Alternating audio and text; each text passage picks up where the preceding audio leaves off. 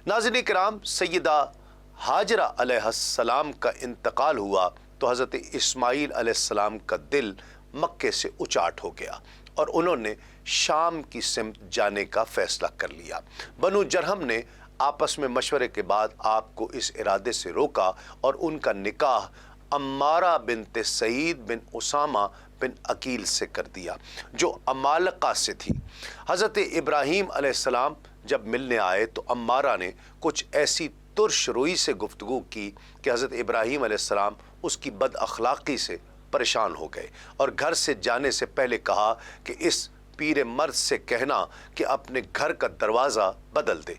हज़रत इस्माईल अलैहिस्सलाम ने उन्हें तलाक़ देकर सैयदा बिनते मज़ाज़ बिन अम्र जरहमी से शादी की। एक अरसे के बाद हज़रत इब्राहीम अलैहिस्सलाम मुलाकात के लिए तशरीफ़ लाए तो सैयदा ने बड़ी खुशी से इस्तकबाल किया, वज़ू कराया, दूध, गोश्त और खुरमा पेश किया और माजरत की कि गेहूँ यहाँ पैदा नहीं होता, इसलिए हम भी यही खाते हैं। हज़रत इब्राहीम अलैहिस्सलाम बड़े खुश हुए और जाते हुए फरमाया कि जब तुम्हारा शौहर आए तो मेरा सलाम कहना और बताना कि अब तुम्हारे घर का दरवाज़ा अच्छा है, मुझे पसंद आया है, तब्दील न करना। हज़रत इस्माईल अलैहिस्सलाम जब घर वापस आए तो सैयदा ने कमाल ताज़ीम से माजरा कह डाला। हज़रत इस्माईल अलैहिस्सलाम ने फरमाया कि वो मेरे बाप थे, मुझे हिदायत कर गए हैं कि मैं तुम्हें अपने से कभी जुदा न करूं। इब्न जरीर इब्न अब्बास रज़ी अल्लाह ताला अन्हु से उस आयत के ज़िम्न में रिवायत करते हैं कि जो अल्लाह करीम ने ज़ुबान दराज़ी, कत्ल, जुल्म वग़ैरह हराम किया है, अगर तो वो कोई भी ऐसा काम यहाँ करेगा तो अल्लाह करीम के अज़ाब अलीम का हक़दार होगा। उसकी मिसाल तुब्बा हमीरी है जो काबे के इरादे से आया था, हत्ता कि वो किराउल गमीम में था कि अल्लाह करीम ने ऐसी तेज़ हवा चलाई कि खड़ा होने वाला बैठ गया और बैठा हुआ लेट गया। इसी तरह असहाबुल फील के वाक़े ने अल्लाह करीम के अज़ाब को आवाज़ दी।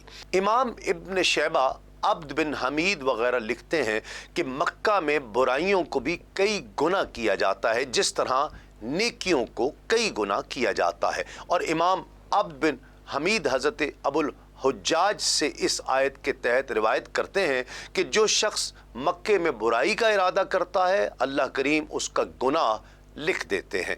इमाम अब्दुर रज़्ज़ाक़ अल मुसन्नफ़ में लिखते हैं कि जब हज़रत आदम अलैहिस्सलाम को ज़मीन पर उतारा गया तो फ़रिश्तों का कलाम न सुनने पर आप अलैहिस्सलाम को वहशत हुई। उन्होंने बारगाहे जनाब में शिकवा किया तो अल्लाह करीम ने उन्हें मक्कतुल मुकर्रमा की तरफ मुतवज्जे किया। आप अलैहिस्सलाम एक कदम के साथ शहर और सहरा तय कर देते थे, हत्ता कि आप अलैहिस्सलाम मक्का पहुँच गए। अल्लाह करीम ने जन्नत से याकूत उतारा और वो अब भी बैतुल्लाह की जगह पर है। फिर अल्लाह करीम ने हज़रत इब्राहीम अलैहिस्सलाम को भेजा और उन्होंने उसकी तामीर फरमाई। बैतुल्लाह को बैतुल अतीक, आज़ाद या कदीम घर भी कहा जाता है। काजी बैज़ावी ने तफसीर कशाफ के हवाले से लिखा है कि बैतुल्लाह को बैतुल अतीक इसलिए कहा गया कि ये बड़े बड़े सरकशों से महफूज और आज़ाद रहा जो उसके इन्हिदाम के दरपे था। हज़रत मुअम्मर ने हज़रत अबान से रिवायत किया कि बैतुल्लाह एक याकूत या मोती की शक्ल में उतारा गया और हज़रत नूह अलैहिस्सलाम की कश्ती ने उसके 7 चक्कर लगाए, हत्ता कि कौम नूह को गर्क कर दिया गया। बैतुल्लाह की दीवारें भी मफकूद हो गईं, सिर्फ बुनियादें बाकी थीं।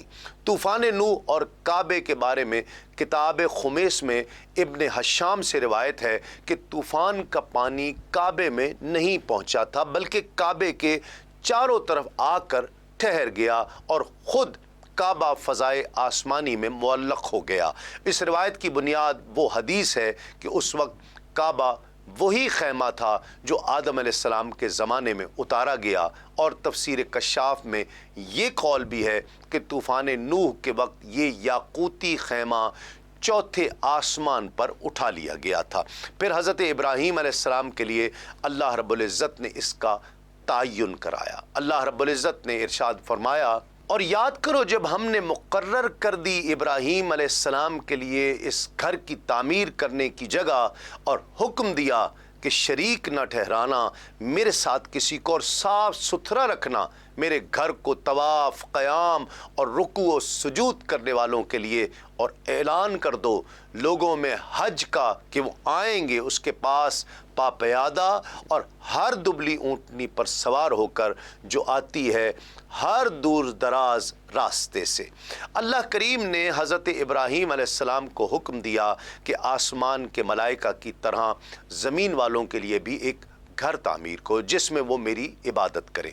اس حکم کے ساتھ ہی بیت اللہ شریف کی جگہ بھی بتا دی جو آسمان و زمین کی تخلیق کے ساتھ ہی مقرر ہو چکی تھی۔ اس سے پہلے کہ ہم بیت اللہ کی تعمیر کی تفصیل میں جائیں، بیت اللہ کی اہمیت کے بارے میں چند اہم چیزیں ضروری ہیں۔ اللہ کریم کے یہاں بیت اللہ کا مقام شرف کیا ہے، قرآن مجید کی اس آیت سے اندازہ لگایا جا سکتا ہے، اور جو ارادہ کرے اس میں زیادتی کا ناحق تو ہم اسے چکھائیں گے دردناک عذاب۔ البدایہ والنہایہ میں ہے کہ حضرت علی کرم اللہ وجہ الکریم سے مروی ہے کہ اس قدیم بیت اللہ کی تعمیر کی ہدایت خود اللہ کریم نے بذریعہ وحی فرمائی تھی، اور اس کی مکانیت روئے زمین پر ویسی ہے جیسے آسمان پر بیت المعمور کی ہے۔ تفسیر فیوض الرحمن کے مطابق آسمان و زمین کے دو حصوں نے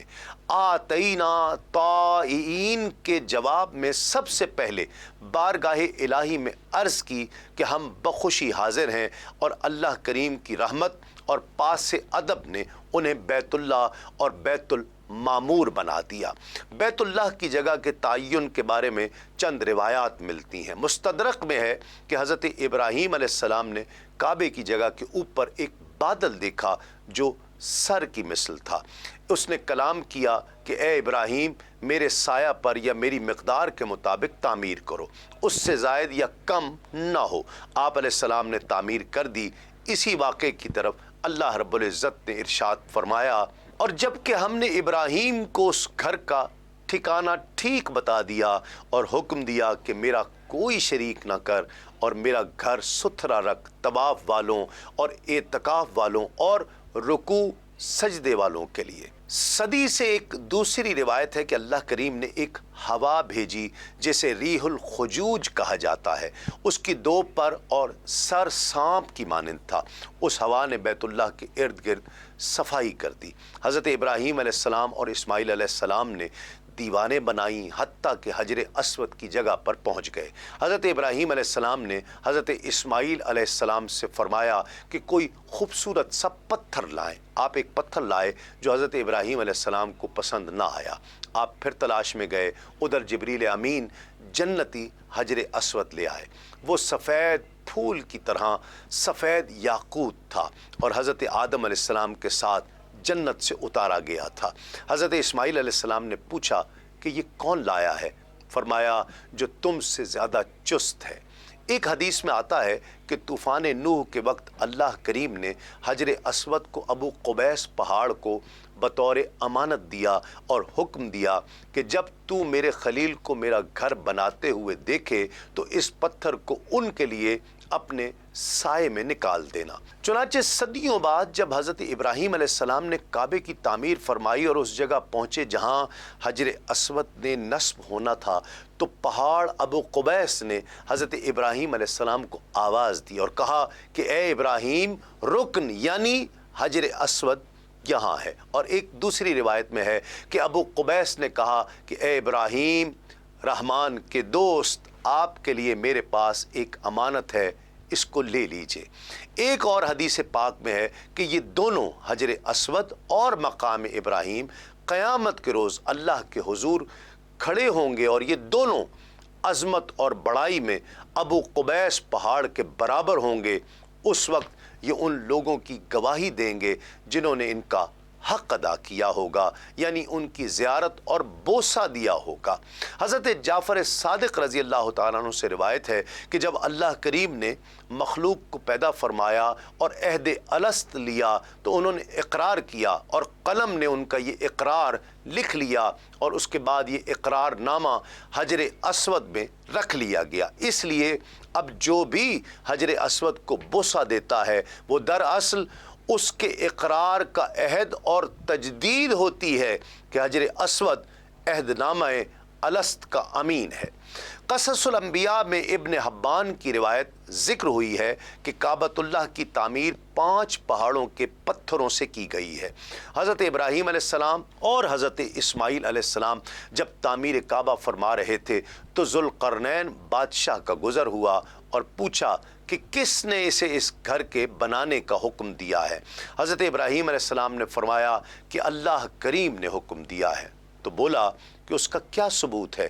5 مینڈھوں نے جو وہاں موجود تھے شہادت دی کہ اللہ کریم نے انہیں حکم دیا ہے۔ یہ سن کر ذوالقرنین ایمان لے آیا۔ صحیحین میں ایک حدیث مبارک ہے کہ آپ صلی اللہ علیہ وآلہ وسلم نے ام المومنین سیدہ عائشہ صدیقہ رضی اللہ تعالی عنہا سے فرمایا، تم دیکھتی نہیں کہ تیری قوم نے جب کعبے کی تعمیر کی تو اسے حضرت ابراہیم علیہ السلام کی بنیادوں سے کم کر دیا۔ انہوں نے عرض کی، آپ صلی اللہ علیہ وآلہ وسلم اسے ابراہیم علیہ السلام کی بنیادوں پر دوبارہ تعمیر کیوں نہیں فرما دیتے؟ فرمایا، اگر تیری قوم کا زمانہ کفر قریب نہ ہوتا تو میں ضرور کرتا۔ ابن خلدون لکھتے ہیں کہ ابراہیم علیہ السلام جڑائی کا کام کرتے تھے اور اسماعیل علیہ السلام گارا اور پتھر اٹھا اٹھا کر آپ کو دیتے تھے۔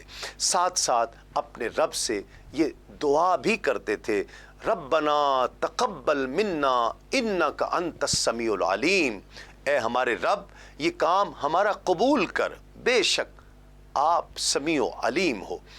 جب دیوار بلند ہو گئی تو حضرت ابراہیم علیہ السلام ایک پتھر پر کھڑے ہو کر کام کرنے لگے، جسے اب مقام ابراہیم کہتے ہیں۔ اسی مقام ابراہیم کے لیے حضرت عمر رضی اللہ تعالیٰ عنہ نے بارگاہ رسالت میں عرض کی تھی کہ کاش ہم مقام ابراہیم کو مصلی بناتے۔ چنانچہ کچھ عرصے بعد اللہ رب العزت نے البقرہ کی یہ آیت نازل فرمائی، وَاتَّخِذُوا مِن مَّقَامِ إِبْرَاهِيمَ مُصَلًّى۔